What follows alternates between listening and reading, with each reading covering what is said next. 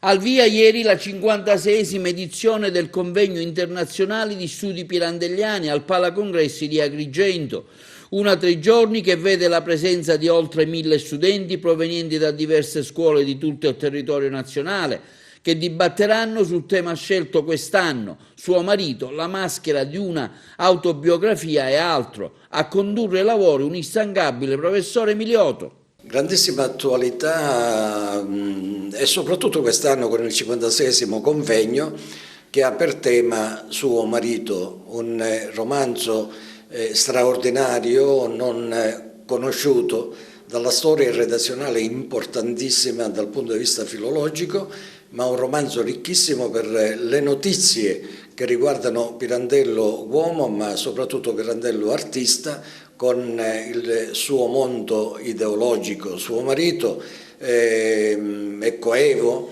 del saggio sull'umorismo, che è proprio il saggio dove Pirandello espone la sua estetica, ma è coevo anche ai vecchi e giovani, questo altro monumentale romanzo che non si finisce mai di scoprire. Suo marito ha avuto una vicenda particolarissima, è stato pubblicato nell'11, fu quasi non accolto con grandissimo favore, quasi misconosciuto, perché il romanzo era ispirato in qualche modo nella figura di Silvia Roncella, che è la protagonista del libro, a Grazia Deledda. Grazia Deledda allora rappresentava un po' il potere, era una scrittrice e donna, un caso inusuale per quei tempi, che però a Roma, se era proveniente da Cagliari, dalla Sardegna, aveva costituito un gruppo intellettuale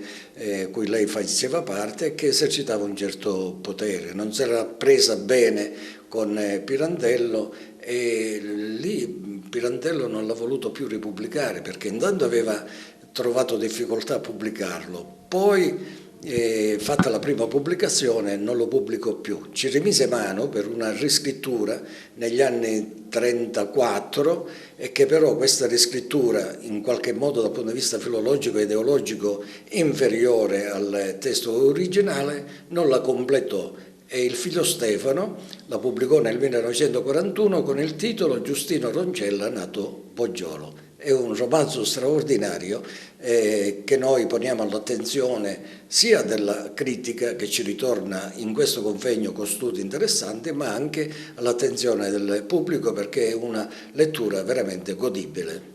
Io plaudo a questa iniziativa perché il Centro di Studi Pirandelliani svolge un'attività fortemente meritoria, perché il nome di Pirandello resti e soprattutto si diffonda nelle nuove generazioni. Questo è molto importante anche ai fini educativi.